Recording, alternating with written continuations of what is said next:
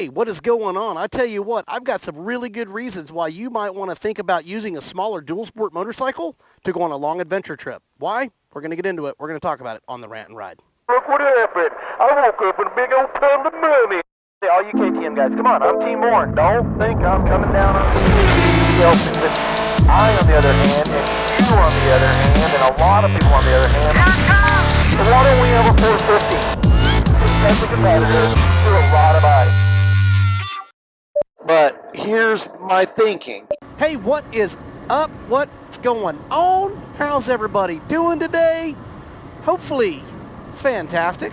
You know I love the word. You know I love fantastic. Hope everybody had a good week. Hopefully not too bad. Hopefully the boss didn't make you have to stay late or do a bunch of stuff you didn't want to do.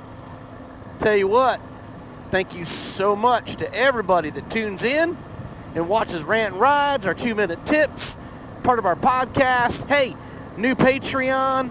I want to give a shout out to Mr. Tim Collins in Oklahoma. Thank you so much. Every little bit counts. On to the Rant and Ride. Top reasons why smaller bikes are probably better to do large adventures on than the bigger bikes. And why would you even think something like that? I know you're sitting there going, hey, 690. No. I would definitely want to do a big, large adventure on a larger adventure bike. Well, let's talk about it. Let's get into why the smaller bikes are probably better. Why would they be better? The bigger bikes, they're set up, right? You got the big 1200s, man, the BMWs, the Ducatis. You've got the 800s, the GS, the GSA. You see them all over the place. Those bikes are used to travel on. They've got the big Pannier luggage. They've got all that cool gear on there. And man, they're made to just get out and punch those miles down. But what really makes it for a large adventure trip? And why would you think about doing a small bike? Well, let me tell you why I think you should use a small adventure bike to do your adventure travels on. And what defines a small motorcycle? Well, my definition, this is mine, so make sure if you're watching the video and you're going to make a comment, this is mine. And I'm pretty much spot on, all right? I am pretty much spot on my definition of a small dual sport. I have owned lots of them. But my definition of a small dual sport is going to be a WR250R, a KLX 250 from Kawasaki, a DRZ 400, a CRF 250L, or the Rally. Those are some of the smaller bikes that are dual sports that actually can go many, many miles in between oil changes and all the things that you need to do. Now, you can make any bike work. I understand that. You really can. Don't forget about that little XT250. I wasn't going to leave that one out. Make no mistake about it. I was not going to leave that bike out. I love that thing, man. That's a little dual sport that can, and it can do it all.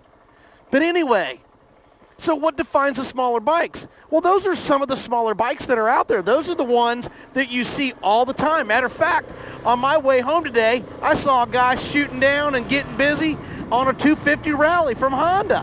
Why? Because it works. It gets good gas mileage, and you can do the business on it.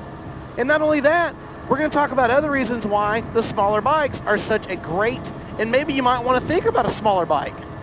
But there's other bikes that are not really small in the CC, but they're light enough, and they can be put in there for that travel if you want to because of the intervals. Now, some of them might be a little tight on the interval, but you know what? Where there's a will, there is a way, and there always is. What about the Betas? We don't hear a whole lot about Beta. Those bikes really are fantastic. They're giving KTM and Husqvarna a run for their money. Did you hear me? Husqvarna? Just having fun, guys, having fun. But anyway, so the Betas, maybe the 500, it's light enough, and guess what? You can pack some stuff on there. Then you go into the KTMs. You got the 500, the 690. What about the 701? Yeah, those are all light enough. And I know I've done many, many miles. There's guys that will go and do many. There's guys that have basically traveled continent on 500s and 690s. So don't sit there and say, nah. No, you can. You can, and it's been done. It's proven. It's out there. Do your research.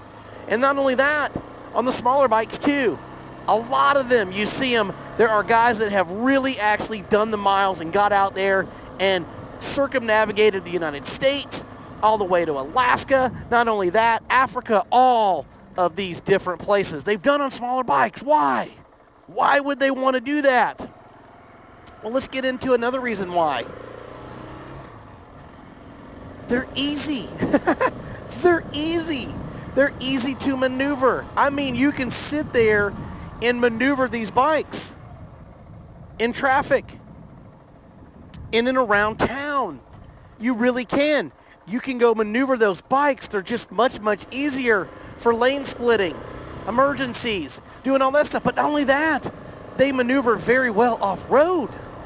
They maneuver off-road very, very well. That's a very, very big reason why. Do you know why they're easier to maneuver off-road? Because they're lighter. And when they're lighter, they're easier. Ah, man, look at that. They blocked off my little dirt run. I knew it was just a matter of time. But anyway, so that's some of the reasons right there, because they're lighter. Do you agree? Do you disagree? I mean, what do you think? Do you think the smaller bikes? Let me know below. You know the rules. Because I'll tell you what, the bigger bikes, I'll tell you what, they get fun when you get off-road, because eventually you're going to get to a point to where you want to go and you want to get into the thick and you want to have some fun.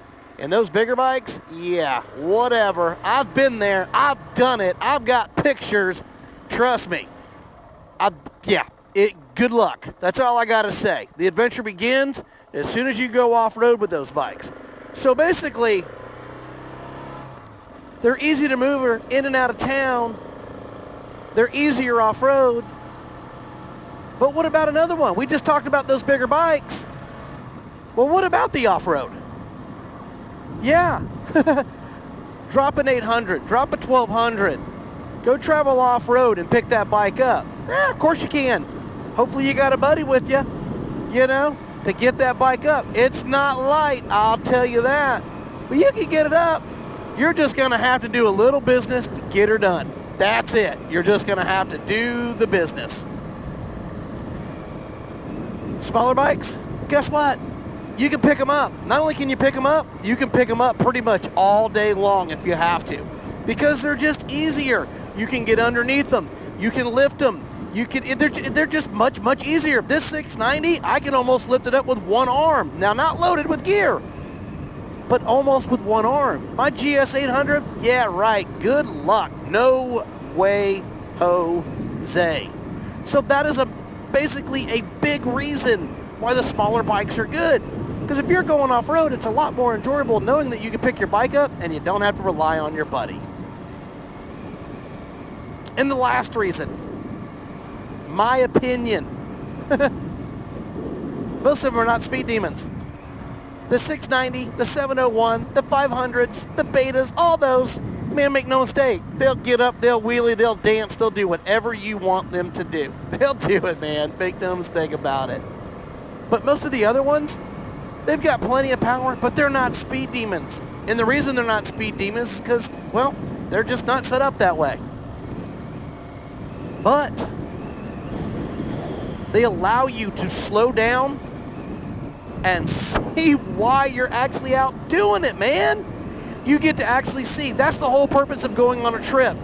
If you're going fast all the time, you're never going to see anything. And the whole purpose of being a dual sport adventure rider is to basically slow down a little bit. And I get crap all the time. Even when I'm doing this right here, doing my rant and ride, man, I'm always looking around. I'm paying attention. I like seeing stuff, man.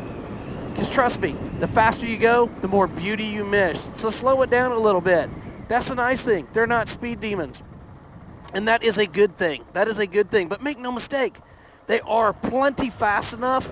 And when you get in the twisties, you can basically get it, baby, if that's what you want to do. But it's not necessary. Slow down and see your trip. That's the nice thing about them. You can see more. You don't miss as many things. You don't miss turns. You're not doing U-turns all the time because you missed your turn on your trip to get to where you're going. You know, like they said, life moves pretty fast. If you don't slow down and look around once in a while, you're going to miss it. Anyway, I'm Joe, man. I appreciate you. Thanks for stopping in. Those are really some great reasons why smaller bikes are awesome to do your adventure trips on. What do you think? Do you think I'm crazy? Put it down below. Let me know. You know how it is. I think I'm right. And I think that those bikes right there that I listed off are perfect for anything that you want to do. If you own a bigger bike, nothing wrong with that either. But it would be nice to have a smaller one in your arsenal. Anyway, hey man, I tell you what. You guys have a fantastic weekend. Thanks for stopping in and spending your Friday with me. And don't forget, subscribe, thumbs up, and be part of it. Don't forget about our podcast. We sure do appreciate you. And I'll tell you what, from 690, we love you. 690 out.